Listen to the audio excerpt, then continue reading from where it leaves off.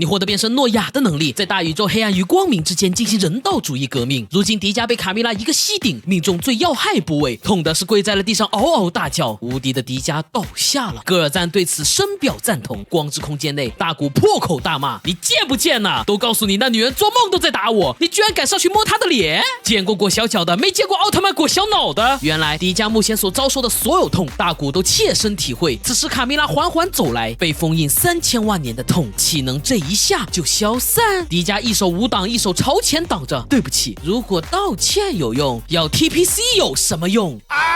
你觉得整个 TPC 打得过你？卡米拉见迪迦不说话，继续发问：当初为何不带我一起变成光？难道你觉得我真要一条路走到黑？你凭什么认为我卡米拉不会变成光？迪迦懵了，他做梦都想不到卡米拉居然如此真实。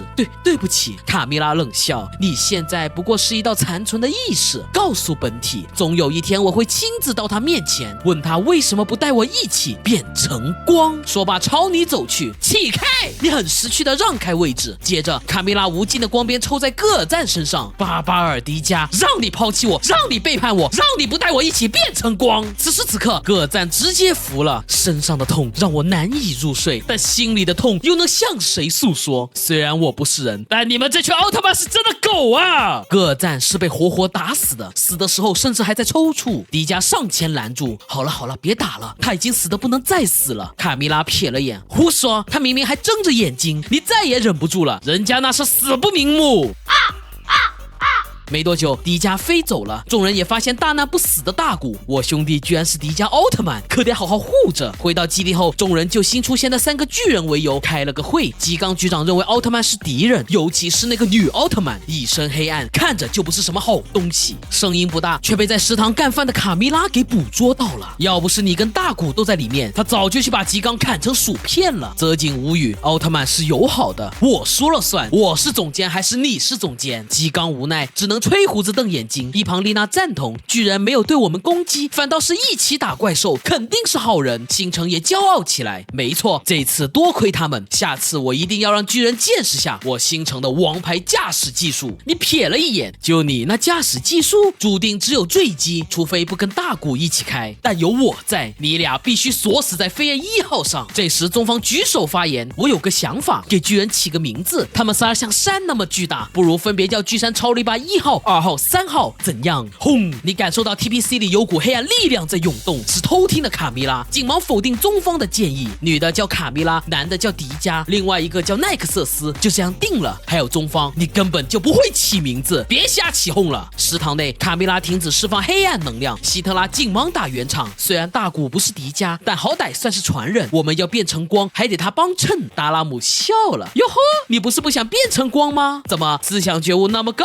希特拉翻了翻白眼，我重新不行。东京诞生公寓内，板桥光雄跪在一黑袍女子身前，一切已准备就绪，只要 TPC 敢在媒体上承认迪迦，那就给人类一点颜色 CC， 让他们知道只有伟大的基里艾洛德是神，才能拯救世界。几天后 TPC 接到警报，九良岛上发现怪兽踪迹，居监会让你带队去处理。没问题，大谷星城去1号机，中方丽娜跟我2号机出发。很快你们抵达九良岛，用热能探测器发现一共有2只加库玛，你知道他们是一对儿，只是为了保护自己的石头。综合起来，这俩玩意儿简直是在武藏的叉臂上疯狂跳舞。正打算商量怎么引出来，大地开始震动，2只加库玛从地底钻出。大谷星城驾驶1号机去对付贝塔，中方与丽娜驾驶2号机对付阿尔法。收到。大谷与星城对视一眼，准备好了吗？星城，准备好了，这是咱们第1次合作，必定很愉快。话音刚落，贝塔嘴里喷出石化光线，星城一个甩尾躲过去。看到了吗，大谷，我帅不帅？刚说完，贝塔背上粉红色闪电暴起，击中了1号机的尾部。此时你站在下方，来了，飞燕1号的坠机首秀，我拍下来了。星城因震动昏迷过去，大谷气不打一处来，你真是个王牌飞行员啊！看到2号机被2头加库玛在围攻，从怀里掏出神光棒。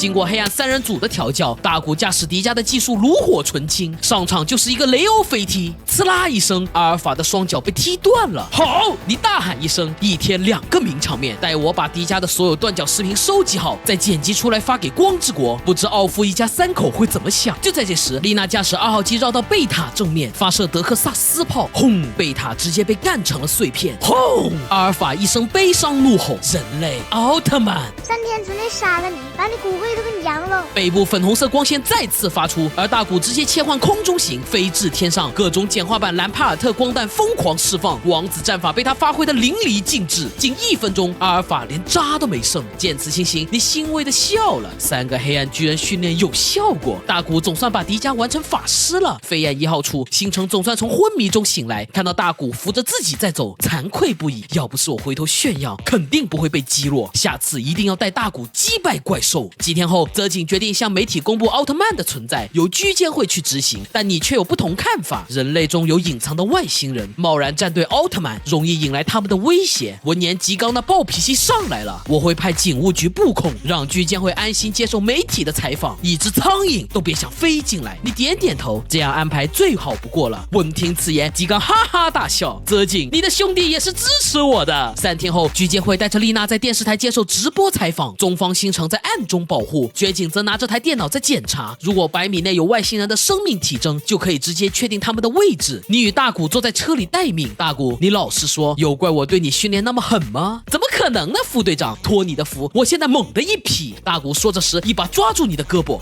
副队长，快看那腿也忒长了，比我的命还长。你转眼一看，我操，好白好长。再看看脸，我勒个擦，那不是基里艾洛德人大沼庆子吗？果然他们来了。与此同时，居监会也接受完采访，将奈克瑟斯、迪迦、卡米拉3奥公之于众。我们一致认为，奥特曼是对人类友好的一方。暗中观察的黑暗3人组不禁感慨，优廉的后代竟会帮我们说话，真是令人唏嘘。希特拉点点头，世上没有永远的敌人，也没有永远的朋友，这是我在书上学到的总结。达拉姆一惊，你可别学了，我怕你像跟你名字一样的落榜美术生，突然某天给我们整点什么大活。希特拉无语，别说了，你们看那主持人，他有问题。卡米拉的眼神一凝，只见电视台里的女主持头发变成了爆炸头，绝景手里的电脑也发出警报，那女主持被外星人附身了。中方翻了翻白眼，老子没瞎。女主持笑了，愚蠢的人类，基里艾罗德人马上要统治地球，还不快话未说完，中方扣动扳机，电流控住了女主持，星城立刻补上一发特殊灵魂弹，能硬控外星灵魂10秒。如此科技都是你从艾梅鲁拉达带来的。接着星城冲上前，一个接一个逼斗抽在女主持脸上。基里艾罗德人是吧？来，要统治地球是吧？来，证明个给我看看呀！星城之勇出乎了在场所有人的预料，主要是因为之前被你吐槽说整天就会坠机，啥也不会，现在有机会了，必须好好表现自己。中方紧忙提醒他，中了灵魂弹会失去控制权，又怎么说话呢？星城这才反应过来，对哦，不好意思哈。10分钟后，基里艾罗德人的灵魂恢复控制，第一时间开溜，甚至连狠话都没有放。大楼外，你与大古接到中方的消息，立刻联合警务局封锁现场，每个要离开的人都需要扫下身份证。在排查过程中，你偷偷在大沼庆子与板桥光雄的证件上放置了纳米机器人。待他俩回到住所后，得知派出去的手下失利了，大沼庆子很是生气。板桥光雄，你去警告下居监会，如果他还不愿意对我们表示敬意，那就把东京电视台给炸了。嗨，胜利队司令室监听设备里传出一个声音：板桥光雄，你去警告下居监会，如果他还是不愿意对我们表示敬意，那就把东京电视台给炸了。听到这，众人都惊呆了，尤其是星城，对你佩服的是五体投地。居然有一天，我们能在自己的基地听到敌人计划的详细内容，简直跟做梦一样。